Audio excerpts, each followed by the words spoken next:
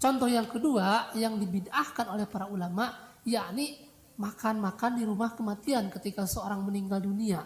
Itu disebutkan puluhan kitab yang menyebutkan bahwa makan-makan di rumah kematian itu ada yang menyebutkan bid'ah yang makruh, ada yang menyebutkan bid'ah yang munkar, bahkan ada yang menyebutkan haram. Misalnya di dalam kitab Madzhabul Arba'ah, di sana disebutkan dengan jelas bahwa makan-makan di rumah kematian itu bisa menjadi bid'ah yang makruh, bahkan bisa menjadi haram.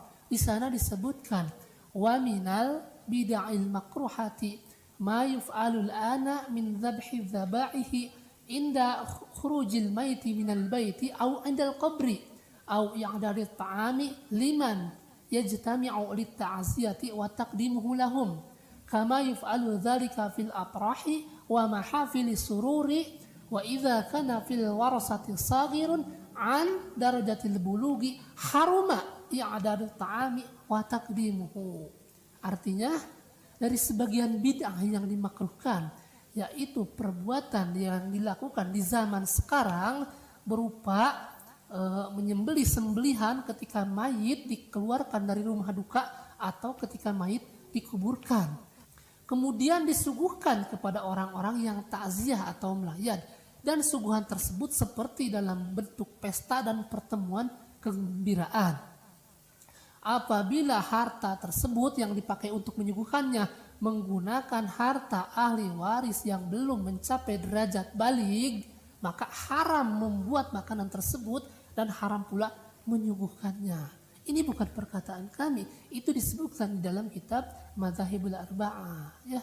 Atau contoh yang lain di dalam kitab Tuhfatul Muhtaj atau Syarah Minhaj, sama disebutkan bahwa makan-makan di rumah kematian itu bisa menjadi bid'ah yang makruh dan bisa menjadi haram. Misalnya disebutkan wa ma'tida min ja'li ahlil maiti ta'aman liyad'uwan nasa ilahi bid'atun makruhatun.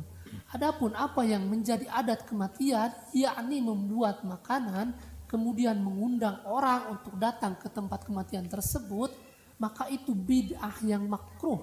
Bal kullu dzalika haramun, bahkan semua perbuatan itu haram.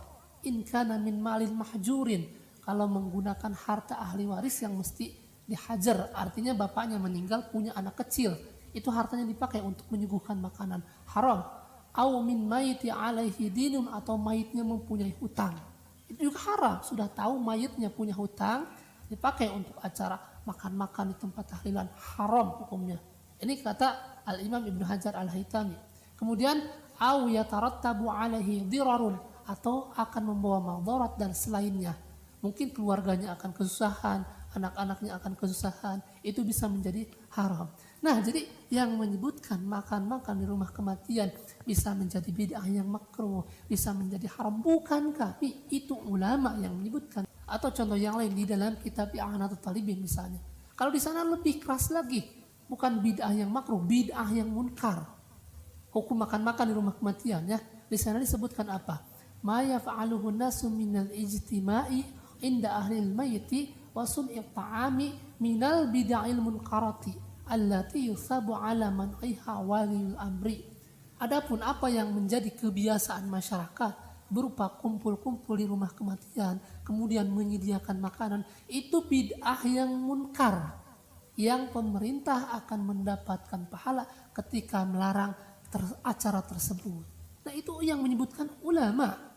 Dan jadi kata-kata bid'ah itu sering disebutkan oleh para ulama, bahkan di dalam kitab I'anatul Talibin, juga di dalam penjelasan yang lain, ya. Di sana disebutkan wa yukrahu dhiyafatu binat ta'ami min ahlil maiti li'annahu syuri'a fis sururi wa hiya bid'atun. Jadi di sana disebutkan dan dimakruhkan menyuguhkan makanan di rumah kematian, sebab cara begitu bukan sedang acara pesta dan kegembiraan. Jadi suguhan itu adalah bid'ah. Ini ulama yang menyebutkan. Atau di dalam kitab yang lain, ini kami sebutkan agar kaum muslim paham bahwa kata-kata bid'ah ini sudah disebutkan oleh para ulama ratusan tahun yang lalu, ya. Misalnya di dalam kitab Syarah Mina Al-Jalil, Syekh Muhammad Ulaisi, beliau juga menyebutkan wa amal ijtima'u ala ta'ami baitil maiti fa bid'atun makruhatun illam yakun fil warasati saghirun wa illa fahuwa haramun. Adapun mengundang orang untuk Baik, kita pause dulu. Yang mana dalam video sebelumnya Ustadz ini menjelaskan perihal hukum adzan, hukum mengadani dan mengiqomahi mayit yang ada di liang lahat. Yang mana kata beliau menurut Imam Ibnu Hajar Al-Haytami itu adalah bid'ah. Meskipun itu tetap dalam ranah konteks, di dalam mazhab Asy-Syafi'i ada pula ulama yang menghukumi sunnah.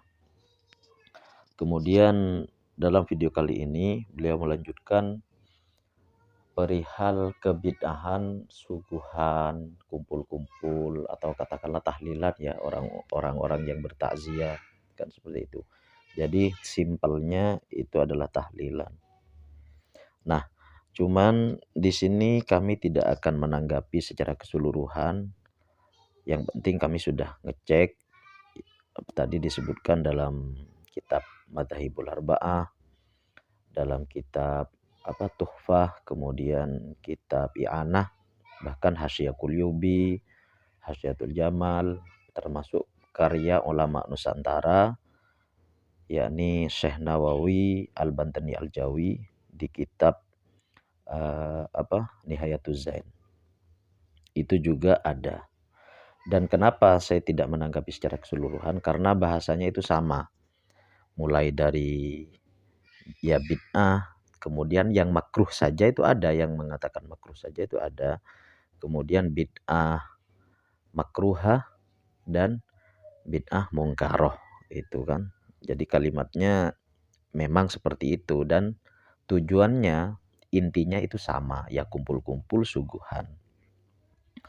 Nah, kemudian mohon maaf kitab-kitab yang disampaikan oleh beliau itu juga merupakan kajian-kajian kaum santri.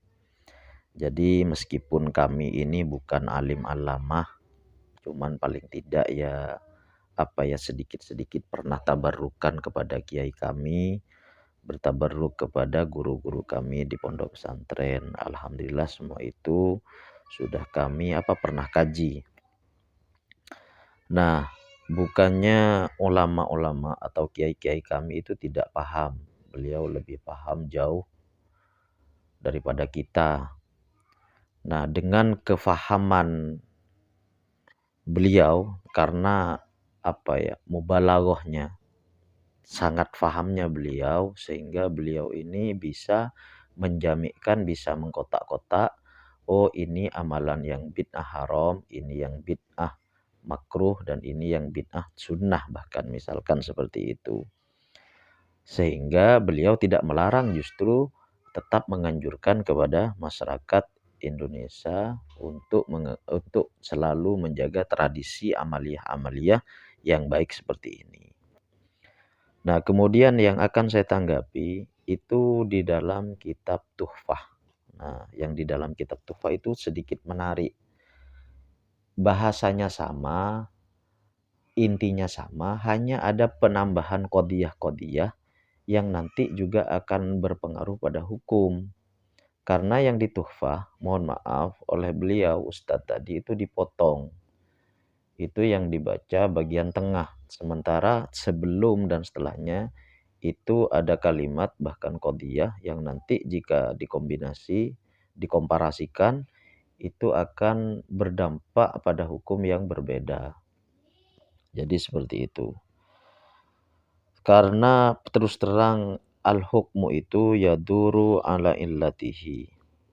Hukum itu berporos atau hukum itu berputar sesuai dengan ilatnya, sesuai dengan apa itu sebabnya. Bagaimana yang di dalam Tuhfah? Seharusnya beliau, Ustadz tadi, itu membaca dari kalimat wa yusannu. Jadi sebelum wa ma'tida itu, sebelum wa ma'tida min ja'li ahlil mayyit ta'aman liyad'un nasa alaihi bid'atun makruha. Itu di atasnya wa yusannu li jirani ahlihi. Jadi memang hukum dasar dari kesunahan yaitu para tetangga memang disunahkan untuk memberikan suguhan kepada keluarga mayit. Jadi yang sibuk menyuguhkan itu bukan ahlul mayit. Justru yang disunahkan adalah para tetangga untuk memberikan makanan suguhan kepada ahlul mayit. Wa yusannu li jirani ahlihi tahyi'atu ta'amin yushbi'uhum yaumahum wa lailatahum. Disunahkan bagi tetangga untuk menyediakan makanan yang bisa mengenyangkan kepada ahlul mayit dalam sehari dan semalam. Wa yulihu alaihim fil akli. Dan tetangga itu sangat menganjurkannya agar dimakan. Karena biasanya orang yang sedang berduka itu akan berdampak pada kemalasan untuk makan dan nanti akhirnya lemas. Sehingga khawatir terjadi hal-hal yang tidak diinginkan. Kemudian lanjutannya lagi, saya bacakan yang di matan saja. Wa yahrumu tahyi'atuhu linnaihat. Dan diharamkan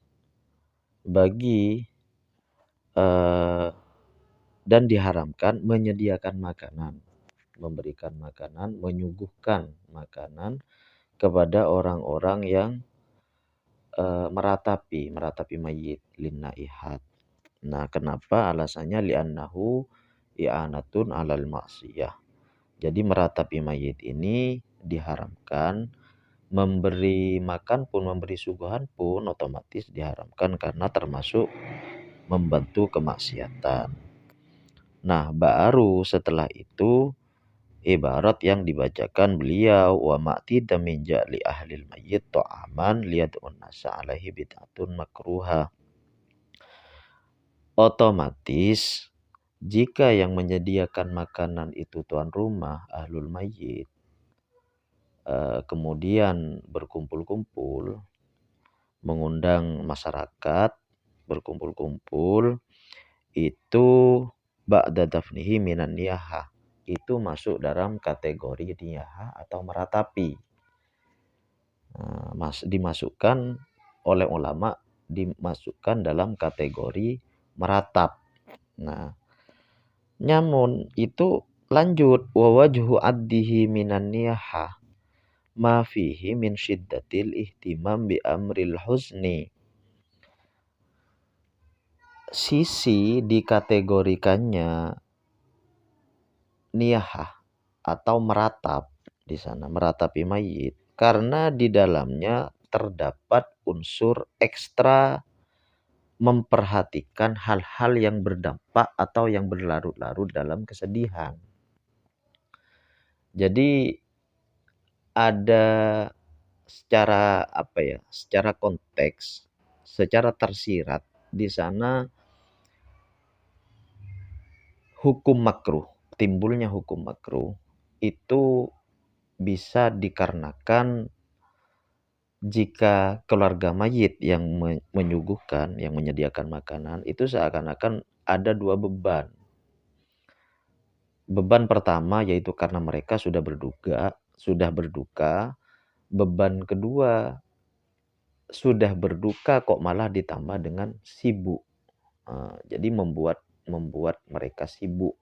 Jadi seperti itu. Kemudian yang paling mencolok, alasan yang paling mencolok ini, wa wajhu addihi minan niyahah. Itu kan masuk dalam kategori niyahah.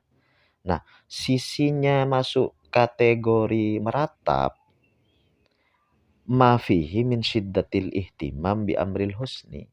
Karena di sana ada ekstra ya, syiddah. Ada ekstra memperhatikan hal-hal yang berdampak kesedihan. Itu. Nah, itu yang harus digarisbawahi. Kemudian jika dilanjutkan lagi terus ke bawah,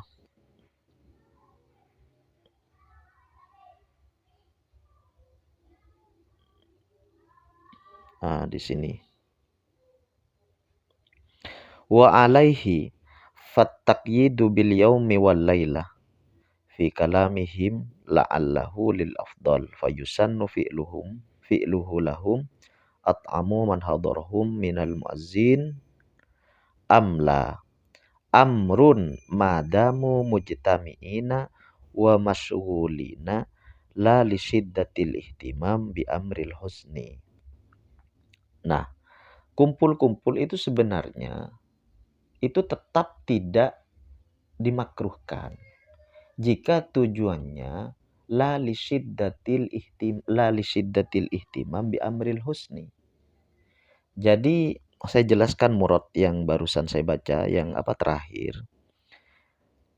Jiron ataupun tetangga itu tadi dianjurkan, disunahkan untuk memberi makan siang dan malam. Nah, itu di matan. Kemudian di syarahnya atau hasyiahnya itu dijelaskan siang dan malam itu masalah afdoliyah saja, keutamaan saja. Jadi yaumahum walailatahum itu memang lebih afdol, lebih utama. Namun dasar kesunahannya selama dia itu berkumpul, baik memberikan makan atau tidak, limuazin, ya kan, limuizin terhadap orang-orang yang bertakziah, itu anjuran memberikan makan, maksudnya jiron ya, tetap ya, konteksnya jiron. Saya tidak membenarkan, saya tidak mengatakan ini adalah ahlul mayyit. Ini tetap jiron. Cuman yang dititik beratkan la li syiddatil ihtimam bi amril husni. Nah, jika unsur berkumpul-kumpulnya itu atau ya mujtami'in masyghulin muizzin tadi itu la li syiddatil ihtimam bi amril husni. Bukan karena ekstra memperhatikan hal-hal yang berdampak kesedihan. Bukan. Nah, semua alasan-alasan yang dikemukakan oleh musannif atau Imam Ibnu Hajar Al-Haytami dalam kitab Tuhfah ini itu benar. Jadi redaksinya benar, tapi mohon maaf tidak cocok dengan budaya yang ada di negara Indonesia. Di negara Indonesia bagaimana? Mau dibilang menyibukkan justru tidak. Orang-orang yang datang mulai dari tetangga, kerabat jauh, kerabat dekat, kawan, teman, sohib dan lain sebagainya, itu yang datang membantu. Toh jika mereka hanya bertakziah, mereka juga membawa oleh-oleh. Mau dibilang niyahah, yakni li syiddatil ihtimam bi amril husni. Mau dianggap orang itu akan mengakibatkan nanti bersedih berlarut-larut. Tidak juga. Justru banyak ahlul mayyit jika misalkan tidak didatangi oleh keluarga, tidak didatangi oleh kerabat, tetangga, kawan, saudara, itu dirinya merasa bersedih. Seakan-akan bagaimana? Saya sudah duka karena ada kematian, kok malah tidak dipedulikan, kok malah tidak diperhatikan. Merasa dia tidak memiliki siapa-siapa.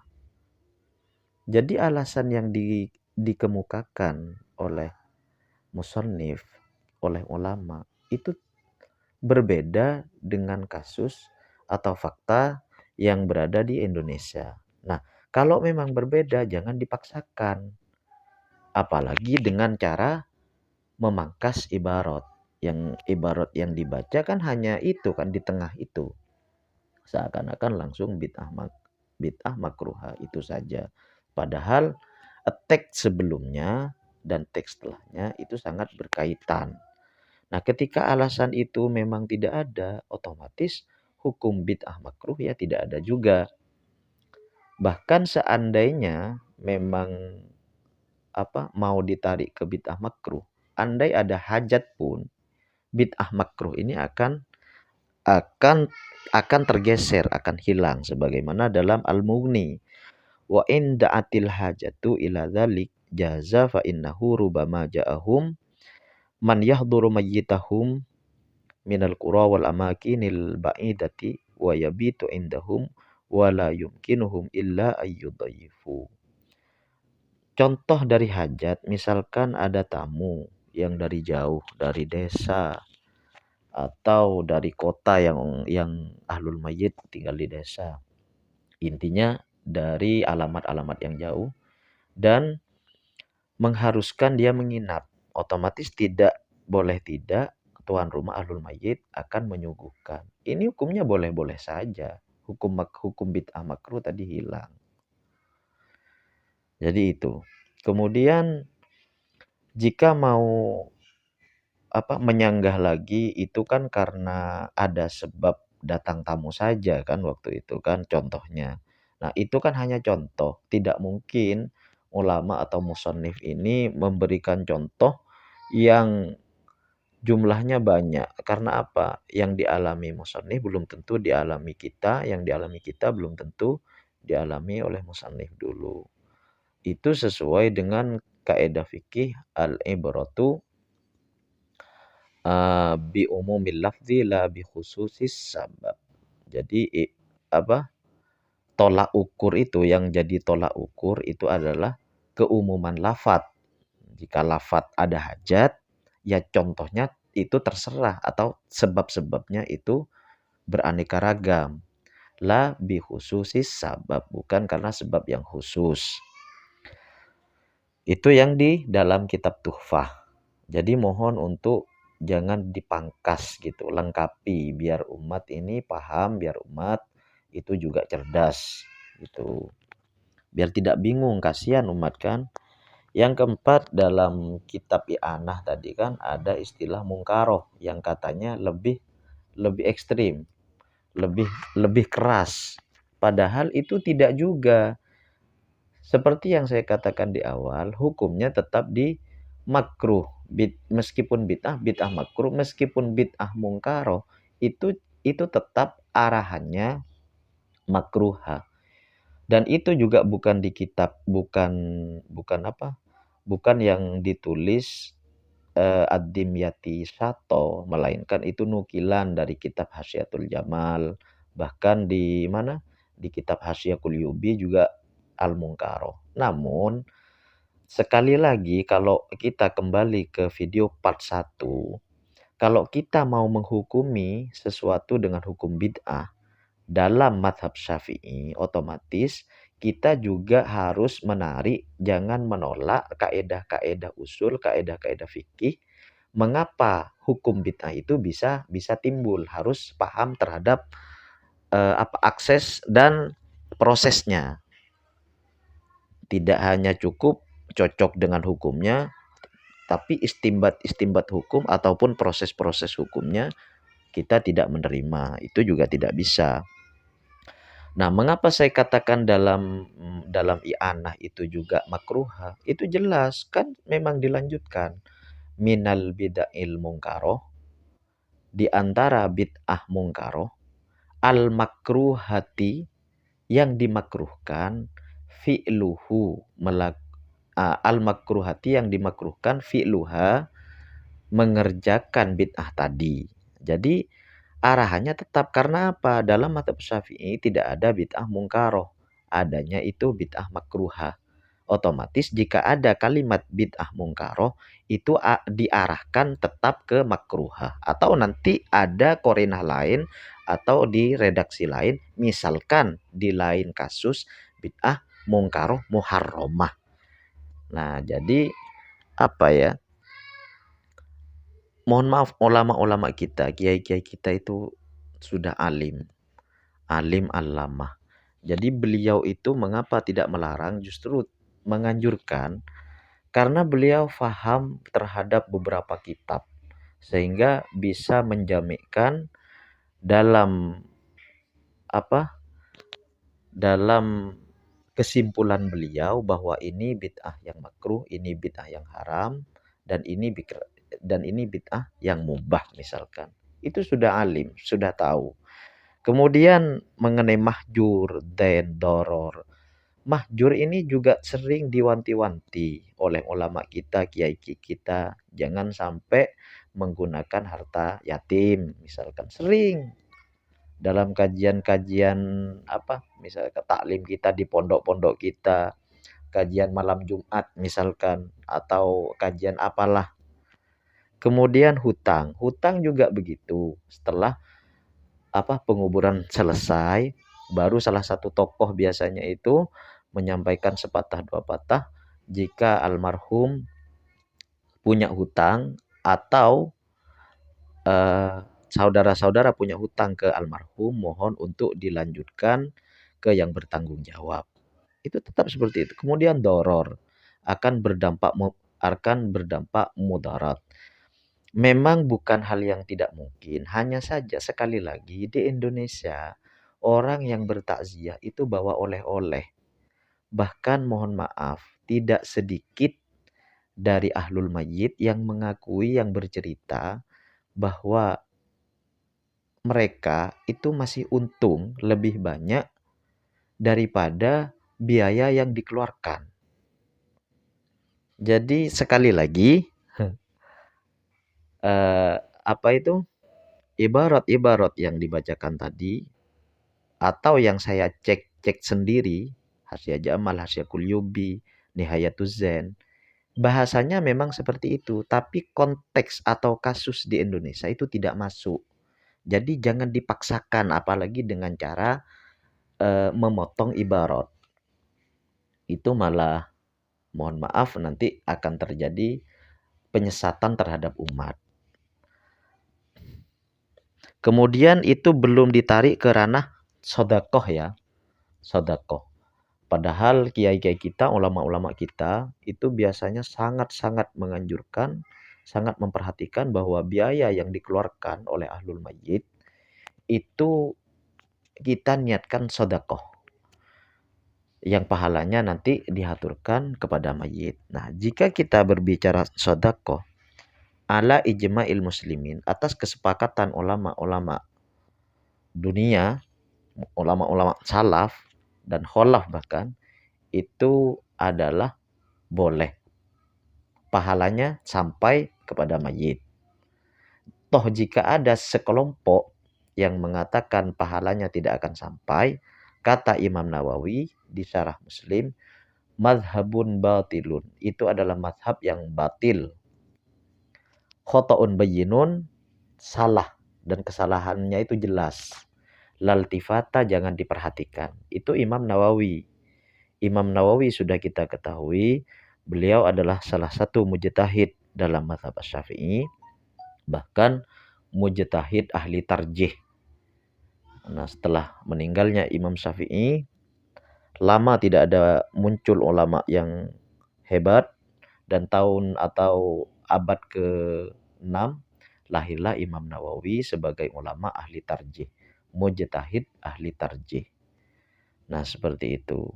Jadi mohon maaf, kitab yang dibacakan itu benar semua, tapi untuk dijadikan hujjah bid'ah, baik itu bid'ah mungkaroh, makruhah, itu belum cocok dengan konteks tradisi di Indonesia. Kita pause dulu, bahwa dalam video sebelumnya Ustadz ini menjelaskan perihal hukum kebid'ahan mengadani dan mengiqomai mayit ketika masuk ke liang lahat. Terus selanjutnya beliau juga menjelaskan kebid'ahan orang-orang bertakziah, suguhan-suguhan yang disediakan oleh keluarga mayit, kemudian makan-makan ya, ngumpul-ngumpul, makan-makan, dan katakanlah tahlil ya. Lebih singkatnya, lebih simpelnya itu adalah tahlil. Hanya saja saya di sini tidak akan menanggapi redaksi dari kitab yang beliau bacakan. Kenapa? Karena semua bahasa yang ada di kitab itu ini hampir sama. Intinya itu hampir sama. Hanya sebatas pengulangan saja. Contohnya yang di dalam Madhhabul Arba'ah. Jadi hukumnya bid'ah makruha. Yang dituhfah juga bid'ah makruha. Ya haram ketika menggunakan harta mahjur. Kemudian wa yakunu alaihi dainun. Si mayit meninggalkan hutang, kemudian yatarattabu alaihi darar. Akan ada dampak kemudaratan, ada dampak bahaya, resiko dan lain sebagainya. Bahasanya seperti itu. Namun yang ada tambahan kalau di i'anah, nukilan dari kitab Hasyiyah dan dari kitab yang lain, itu memang ada tambahan bid'ah mungkaroh atau bid'ah mungkaroh makruha atau bid'ah makruha al-mungkaroh atau bid'ah mungkaroh. Dan lanjutannya itu tetap. Nah,